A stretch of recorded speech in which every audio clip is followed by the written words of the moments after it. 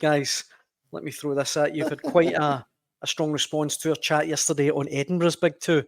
Neil here on Facebook says he'll always be a club legend for scoring against the goal that won us the Scottish Cup, but David Gray isn't the man to manage Hibs. We need someone with experience and not a rookie boss. And we've mentioned that a week on Wednesday, Rangers against Aberdeen could be a pivotal game for Philip Clement. I already feel that this Edinburgh derby coming up is absolutely pivotal for David Gray. It could decide his future, I fear to say. Yeah, you might well be right. It's a big game for Neil Critchley as well, isn't it? It's a massive game for both of them. We touched on this yesterday, but obviously not everyone would have been watching yesterday. So yeah, I think it's huge. It's huge bigger for David Gray, I would say. Yeah. Because Neil Critchley's just in the door. He's got to win his first game. Yeah. He'll be cut some slack for a while. But David Gray, this really is a monumental game for him. Hibs cannot afford to lose this game. I said yesterday as well, Swanee, that the fact is that I think Hibs would have been quietly gleeful about the mess that Hearts have been getting themselves into since the start of the season, and then all of a sudden they wake up and they look at the league table. How did do you know what I think? A lot of people, and of course I don't count Hibs fans in this who are the main people who count because they would have been aware of it, but it was almost like it was happening in the background that most people hadn't noticed because everyone was concentrating on the chaos at Hearts. And meanwhile, Hibs were just slowly slithering down. Didn't notice that Hibs were continually messing up and putting themselves in bad positions and losing games, and it kind of, then Neil Critchley got appointed, Hearts won a game, and you looked at Hibs and went, oh, I just lost 2 goals in injury time. It just happened here. Oh, bottom, I see. A lot of people outside were like that, yeah. You know? Obviously, the Hibs fans have been well aware of it since day one, and it's not good.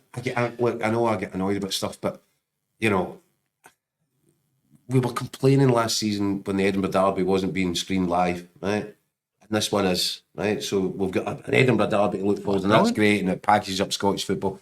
We didn't want it to be a basement battle between the two sides at the bottom of the league. You like to think... Aye, exactly. No, in fairness, I think... it does add a bit of spice. I was going to say, yeah, I mean, if you're not the top two, you might as well be the bottom two.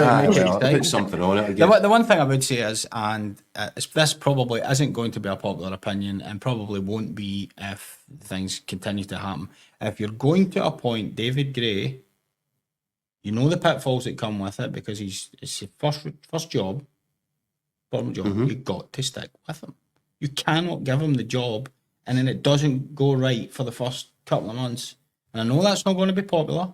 And I know the Hibs fans are going to say, well, we need to sort it. And other people will say, well, how long do you let it go for? Do you wait till we're in the championship until this is sorted? You've also got... I think when you make that appointment, you have to give him a chance to turn it round. I think so. Now, if you get to Christmas, fine. If you're not seeing any signs, then I think you're entitled to say, well, David, you know, because you play a large chunk of your fixtures before the turn of the year. Yeah, we'll give you a fair crack at that, Pierre. This isn't a fair. We haven't even got through the first quarter yet. And yet we're having these conversations. And the League Cup with Hearts and Hibs is different. No, that's different because Philip Clement's an experienced manager who's been a manager in Europe and was there last season and has had time. So that's different. And I also think that the League Cup, now Hibs it was their own fault that they ended up not winning their group, but they got Celtic Park, whereas Hearts lost at Falkirk. So you could, you want to cut Hibs a bit of slack because, well, they lost at Celtic Park. But I suppose that is David Gray's doing for not winning the group and not getting the seeding. But I just think, as I say, it might be unpopular, but if you are going to appoint him as the manager, give him a chance. And the other thing that would terrify me if I was a Hibs fan is, well, say they did decide to pull the trigger on David Gray, who are they going to appoint next? Because the scattergun that they've taken to appoint managers has not been an impressive one over the years. Because it's a manager sitting above the manager. Yeah. That's an easy call. Get the big man down. I think Malky might fancy that. I mean, he has an experienced man. Swanee, everything you said there, I completely agree. If you're going to appoint a guy like David Gray, you need to give him time.